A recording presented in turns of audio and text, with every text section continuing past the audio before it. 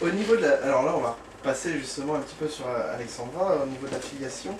Quelle a été votre réaction en tant que père et en tant que magicien quand Alexandra est venue vous voir et a dit « Papa, je veux faire de la magie ». Aucune réaction. Aucune réaction spéciale. Pour moi... Vous avez été content? Est-ce que vous avez dit « Oh là là, ma fille, vous avez... Enfin, tu vas... Non. Tu vas dans le mur » ou... Non. Vous voulez aider?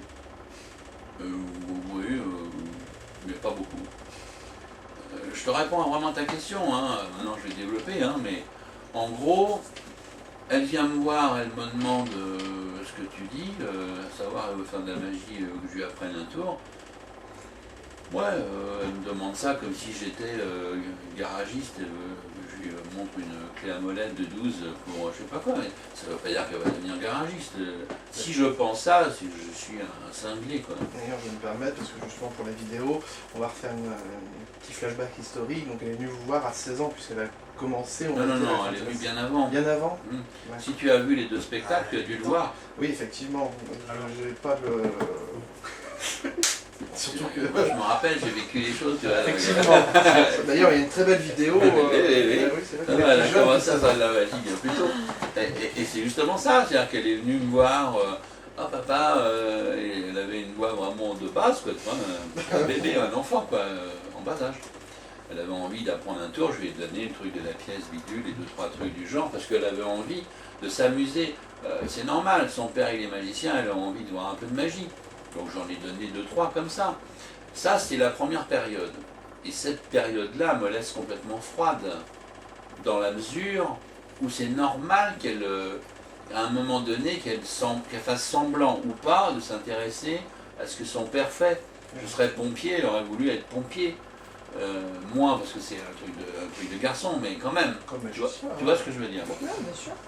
Par contre, vers 15-16 ans, alors je ne sais pas si c'est à 16 ans la pile ou un peu avant ou un peu après, là elle m'a dit, moi je voudrais travailler.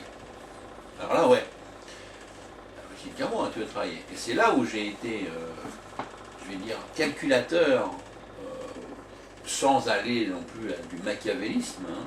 Je me suis dit, et c'est ce que j'ai fait avec, la meilleure attitude à avoir, c'est surtout pas de la pousser, à la motiver. Il faut voir quelle est, un peu comme je disais tout à l'heure du grand architecte dont parlait Claude Rix, hein, qu'est-ce qu'elle a dans le ventre. Et pour savoir ce qu'elle a dans le ventre, il faut être relativement dur. Donc je lui ai dit, voilà, tiens, je vais passer mon carte magie année 2001 en livre. Je ne sais même pas si à l'époque ça existait en vidéo d'ailleurs, je crois pas. Non. Oh, c'est un truc hyper rébarbatif parce que c'est un petit booklet que j'ai écrit en 74. Donc c'est pas très bien écrit, il n'y a que des dessins que Marie-Christine avait fait, c'est pas son métier, moi c'est pas le mien d'être écrivain, c'est rébarbatif, c'est dur. J'ai dit tiens vas-y, démerde-toi.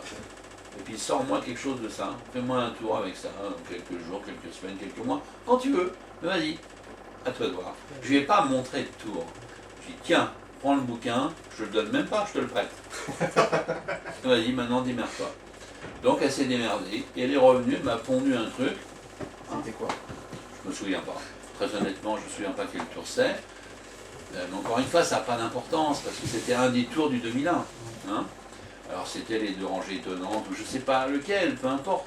Et là, je dis, ah, c'est bien, tu m'étonnes, c'est bien, je suis content. Alors, par contre, tu devrais prendre plutôt les cartes comme ça, tu devrais plutôt faire comme ça, tu devrais faire plutôt comme ça et comme ci, comme ça, par rapport au tour qu'elle m'avait montré, je répète, je ne me rappelle plus du tout. Bon, elle est repartie dans sa chambre, faire ce qu'elle voulait avec ses Barbies ou sa magie, je ne sais pas, parce que moi je faisais en sorte de ne pas pénétrer du tout son univers, hein, son monde. Et puis elle est revenue me voir un peu plus tard, mais pas si tard, et elle avait méga super tenu compte de ce que je lui avais montré. Donc ça montre. Ça, ça c'est bien. Parce que ça veut dire, encore une fois, je ne me suis pas, là, ça y est, je sais pas quoi, j'ai vu qu'elle avait une vraie capacité, parce que je ne lui avais pas facilité la tâche, je m'étais rendu compte. Donc là, je lui ai montré un truc, mais là, je lui ai montré un truc. À toi de faire. Voilà. Mais là, en lui ayant montré ce qui est déjà une étape challenge, plus facile quand même. Parce que je lui ai montré.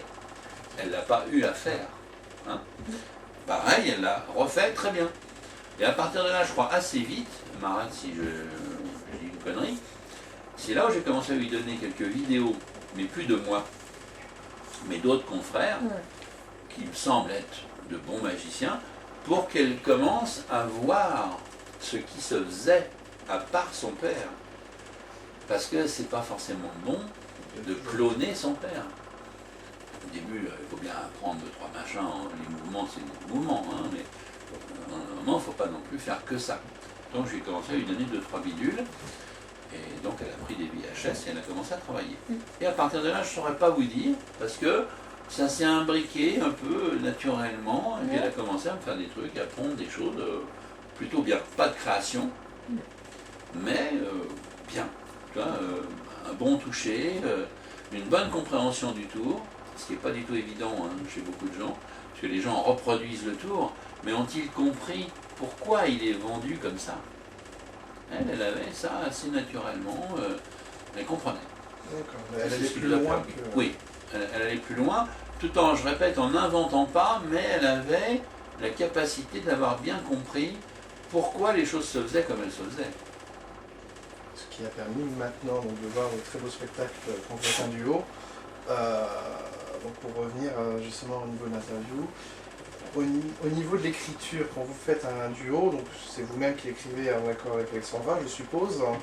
Au début, le premier spectacle, c'est comme ça s'est fait, parce que a-t-on avoir raison, mais je pense que c'est ce qu'elle m'a demandé, hein, moi je dis ça de mémoire, elle n'était pas capable la première fois de ne serait-ce que d'oser dire les mots, faire les choses que je pensais qu'il fallait qu'on fasse, que je pensais qu'il fallait qu'elle fasse. Donc j'ai écrit plutôt... par contre, je lui ai demandé qu'est-ce que tu as envie de faire. Ça a posé. Ah, pas du tout. Qu'est-ce que tu as envie de faire? Quel genre de choses tu aimerais faire? Mais pourquoi tu voudrais faire ça là? Et je prenais des notes. Ta ta ta ta ta ta. Un peu comme certains tours. Là, on peut peut-être même plus se résumer sur un tour que sur le spectacle complet, parce que c'est plus complexe à dire. Genre, elle veut un tour machin, elle m'amène 4-5 objets du tour qu'elle voudrait faire, et elle me dit, alors voilà, j'aimerais avoir tel genre d'effet. Tac, tac. Mais quel genre d'effet? Là, en plus de ça et ça, ah oui, ça, d'accord. Et puis, puis j'aimerais bien aussi qu'il y ait un peu de musique, d'accord, et puis qu'il y ait aussi nanana et nanana. Puis j'aimerais bien pouvoir dire ça et ça dedans. Là j'ai envie de dire tabouret, verre, bidule truc, mais vraiment presque au premier degré. Verre, d'accord, machin, et j'écris tout. Et ça c'était dans les premiers temps. Maintenant qu'elle m'a tout dit, 1 heure ou 2 ou plus, ça dépend, je me remets dans mon bureau. Et hop. Ouais, c'est vrai. Et là, elle me dit, ah bah ouais, c'est exactement ça. Mais elle m'aurait pas dit son truc, je sais pas moi, tu vois, je sais rien. J'ai fait son truc pour elle. Mais elle m'a amené ses ingrédients, elle m'a amené ses envies, ses trucs à l'époque, elle savait pas encore, elle ne sentait pas le droit, quoi, tout simplement. Pas par rapport à moi, par rapport à sa timidité. Hein. Et puis, plus ça a été, de petits effets à routine, en passant par de plus en plus de routines pour faire finalement des spectacles. Genre des spectacles, on en a fait plein avant d'avoir nos spectacles qu'on a. Hein, parce qu'il y en a plein, on se dit non, maintenant que c'est fait, c'est pas bon, hop, autre chose. Mais ça a servi à avancer. Hein. Donc maintenant, évidemment, les choses se font ensemble. Quel est votre meilleur souvenir en tant que magicien? Bah, c'est peut-être justement ce qu'elle disait, peut-être parce qu'elle a réagi comme ça aussi, ça peut jouer. Non mais je copie pas, parce qu'il se trouve que quand elle m'a vu justement à la FISP en 88, pour moi la FISP c'était important, parce que la FISP c'était ma première FISP où on m'engageait en tant qu'artiste, c'était quand même un truc important, à cette époque-là, en 88. C'est ma première, c'est Richard Ross, qui est un de mes amis à l'époque, je dis à l'époque parce que malheureusement il est décédé le pauvre, c'est lui qui m'engage, qui croit en moi, et comme j'ai déjà beaucoup de détracteurs, il a du mal, mais bon, il arrive à me faire engager, et puis je suis engagé. Donc ça, c'est des moments importants pour moi. Et puis je me retrouve effectivement dans cette FISM, en train de faire une conférence et une démonstration. Et il y a effectivement 700 personnes dans cet amphi, et il y a Ricky Jay. Et Ricky Jay, il y en a d'autres, hein, il y a des gens très connus, mais pour moi, Ricky Jay, c'est le mec qui est vraiment mon mentor, quoi. Ricky Jay est quelqu'un qui va très peu dans les congrès de magie, qui déteste les magiciens.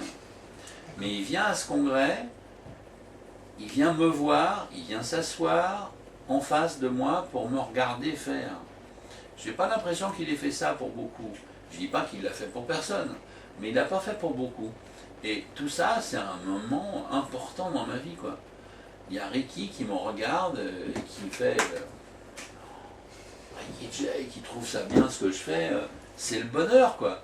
Tu vois. Et en plus, ma fille, c'est ça qui la perturbe et dit ah bah oui, c'est un des plus grands moments de ma vie, ouais. De bonheur en une journée. Ah ouais, ouais.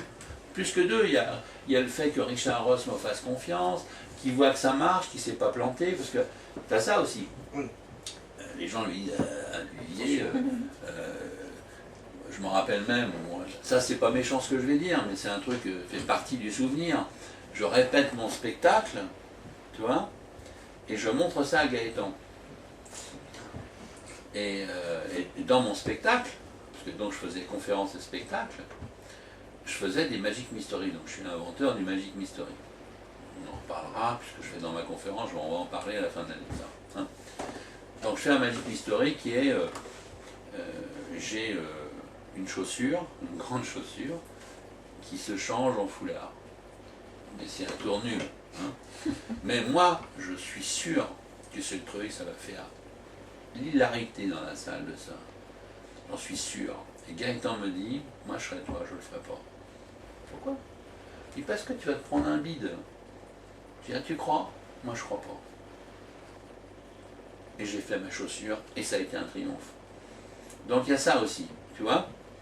Gaëtan, génial, mais où il s'est trompé, où il s'est pas trompé, je sais pas, peu importe, mais bon, je me rappelle de ça, je l'aurais écouté, j'aurais perdu une partie du succès énorme que j'ai eu ce jour-là.